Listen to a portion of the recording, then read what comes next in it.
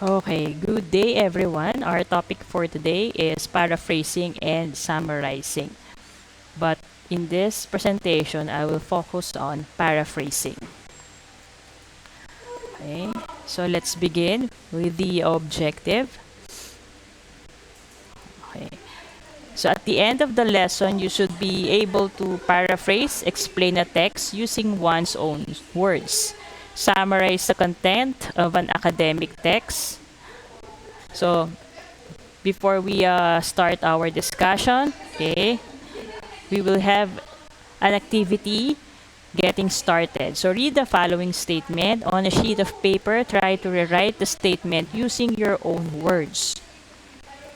Okay, a man is already halfway in love with any woman who listens to him by Brendan Francis. And a man who lives by the sword dies by the sword. So I'm going to give you enough time to rewrite the following statement using your own words. So you can pause the video for you to concentrate and on how you're going to rewrite these statements.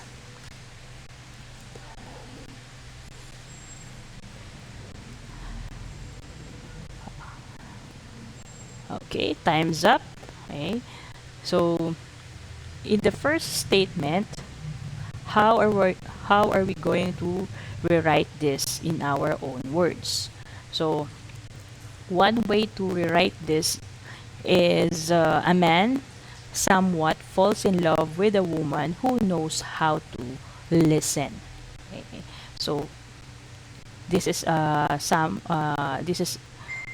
how I rewrite this statement. So if you have your own way in rewriting this statement, as long as the essential idea is uh, is captured in this statement, then okay, it is acceptable way of rewriting this statement. Okay? So another is a man who lives by the sword dies by the sword. So in this statement, what I did is one who uses violence against the others will receive also a violent response. So again, if you have your own way of writing this statement, as long as the essential thought of the original statement is there, or you capture the original, you capture the idea in the original statement in your own words, then it's acceptable. Okay? So what we just did is we call it paraphrasing. So it is a process in which a writer states the insights found in a reference using his or her own words. So in paraphrasing, okay, it is a kind of translation from one register of language to another, such as from scientific or learned discourse to ordinary layman's terms, from literary or poetic style to common discourse, from archaic writing to present usage, or from slang to standard English. So in paraphrasing, the writer should not include information that is not originally part of the written material, nor the writer should put the personal interpretations or comments.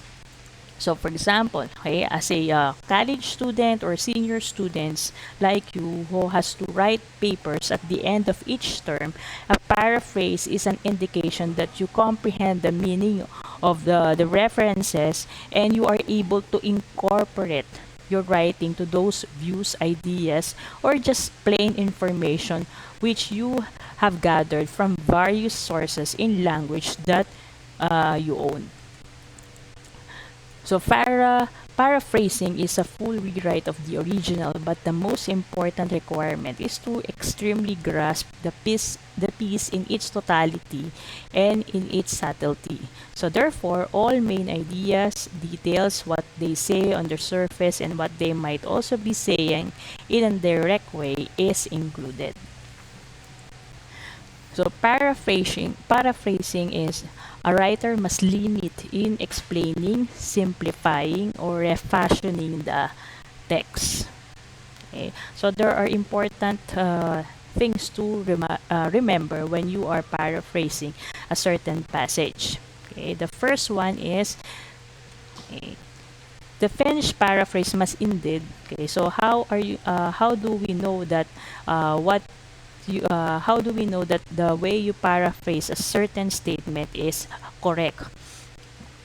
So the first is untangled complicated sentences. Okay, you make sure that the sentences is simple, straight, okay, and those sentences that is not necessary, or not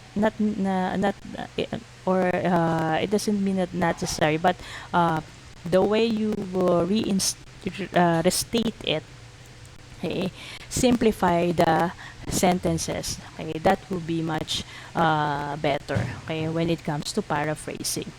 Another is made the flow of thought more easy and smooth with the use of markers, cohesive devices that connect ideas within the or discourse.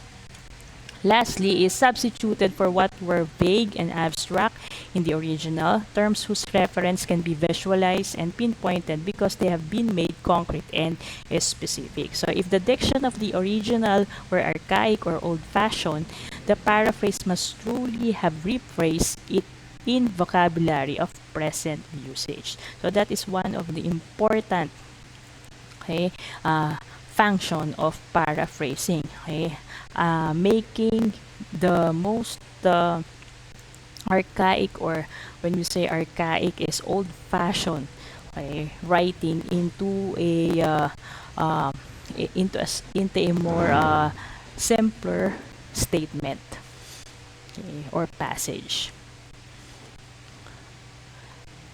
Okay. So how are we going to paraphrase a passage? So there are process that we have to follow for us to paraphrase a certain writings, most especially in academic writing. Number one is repeatedly read the passage to be paraphrased until you have completely understood what it says. So doing so will help you arrive at an accurate understanding of the text at hand and prevent yourself from misquoting a passage. Okay? For number two, do not look at the passage while you are writing your paraphrase. That's why it is important to do the number one, okay, process. Okay, you have to read it over and over again until you really understood, okay, the text or the passage you are reading. Because once you start writing or paraphrasing the passage, okay, you have to avoid, okay, reading back again, okay, reading back the passage. Why? Because this will refrain you from being influenced on choosing the words used in paraphrasing. So a lot of resemblance with the original passage may result to plagiarism or using another person's idea without proper attribution. So there are different types of plagiarism. Okay? The the three common types are word for word, verbatim, word order plagiarism, and idea plagiarism. So let's begin with word for word or verbatim. What is this? Known as cut and paste plagiarism. The most common practice, okay, that the beginning writers do is to cut and paste, copy, okay, and paste. Okay, so this happens when a researcher copies the work of another writer word for word of verbatim and claims it as his or her own.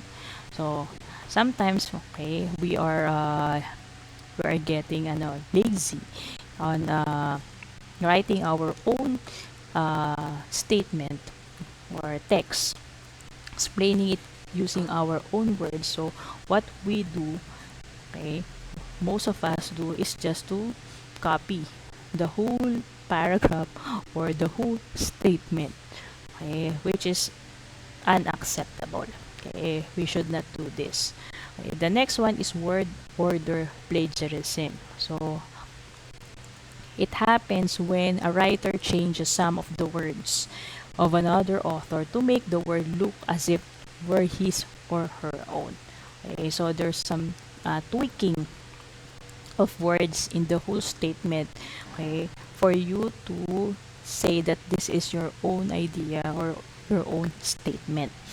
Okay, although you just have you just change, okay, or you just some or the way you paraphrase it is not really get it's not just getting the idea but the okay, whole statement, okay, itself, just by changing the words. Okay, so this is also not acceptable. Another one is ideal plagiarism. Happens when a writer paraphrases a work and it includes it into his or her own article without proper attribution. Okay, so if you cannot avoid to quote a borrowed phrases or statements, then you have to cite the source in your paper. Okay? So you have to avoid doing this plagiarism. Why? Because this is an act of fraud. It involves stealing someone else's work and considered as a serious ethical offense. Okay, so you have to be serious with this. So you have to give your best trying, okay, to write statements in your own words. Okay. Next, read the original passage once again to check if you were able to accurately capture its meaning. So by doing this, you will avoid misquoting your source. Okay. Check whether your paraphrase has errors in grammar or mechanics. So this time, okay, you have to check, okay, you have to proofread your paraphrased statement. Okay, so always assume that your academic paper will be read by an international audience. For that matter, your paraphrases should more or less be free of errors in grammar and mechanics so that your readers will not have a hard time deciphering your ideas. Okay? Last is always cite your source. As I've said, to avoid plagiarism, okay, always mention or give the source of your borrowed statement. So this may vary depending on the nature of the paper you are working on. So if you are working on an academic paper, then use a citation style recognized by academics, and these include citation formats such as APA and MLA, which we already discussed in our previous topic. Okay? Okay? So for our reading tips, okay, when reading a text you wish to paraphrase, first capture its main idea, okay? And then identify the details that will substantiate it. Read your paraphrase vis-a-vis the original passage to ensure that you are able to accurately convey your references ideas. Okay? So this is already self-explanatory. Okay? For the writing tips, integrating direct quotes and paraphrases into your own writing may be tricky at best since your reference train of thought may be largely different from yours. So thus, to effectively include your references in your discussion, simply type or write your ideas, and if you feel that you got a particular idea from someone else, then go back to your writing later on to include the citation. As for direct quotes, try to build up on them by including them in the construction of your own sentences. And do not forget to enclose direct quotes in double quotation marks. So for example, you read a saying or a statement that you think will explain or support your idea or concept you want to present in your narratives. So you want to include it, okay, in your narrative. So try to express it the way you write a sentence in your own words, and then avoid copying. So you have to exert your effort on trying to explain, okay, or construct the sentence in your own words. Okay, then make sure you cite the origin of that saying and use quotation marks to quote it. In that way, you recognize the one who says that statement or saying in your narrative. Okay? Next, sample of paraphrasing. So I will show some examples of paraphrasing. The first one you will see is the original passage. Okay? And then followed by the paraphrase. So read the passage repeatedly until you understood what it says. Then now if you encounter unfamiliar words, for sure there are words that you are not familiar with, then you have to check it in the dictionary so that you will know how it was used in the passage.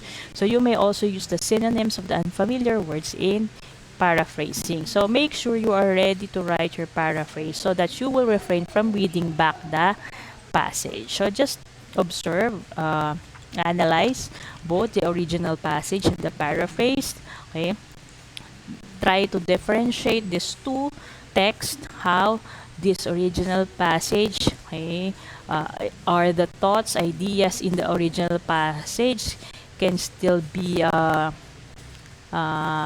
captured, okay, or did the paraphrased passage captured all the thoughts and ideas presented in the original passage. Okay, for the first paragraph, okay, success is counted sweetest, okay, by those who near succeed. To comprehend a nectar requires sorest need. Okay, so reading the paraphrase, okay, does it show or does it express the idea about success, how sweet to attain success, okay, and on in the succeeding paragraph. So you may uh, you may go back on this part after this video presentation for you to better have an understanding of the sample paraphrasing. Okay, another example, okay, is this is the original passage and this is the paraphrase. Okay, so again, as I've said, just read, okay, the whole the both passage, try to differentiate, analyze how these two, how this paraphrase explain everything what is in the original passage. Okay, so okay, you have your time after this presentation to study this sample paraphrasing. Now, if you have any questions, clarification about this sample, okay, examples, you can you can chat me in the or you can send a message in our chat box of the LMS or you can send an email. Okay? So this is just so we'll end in this lesson. Next meeting, I'll discuss to you the summarization. Okay? So thank you for your time and good day.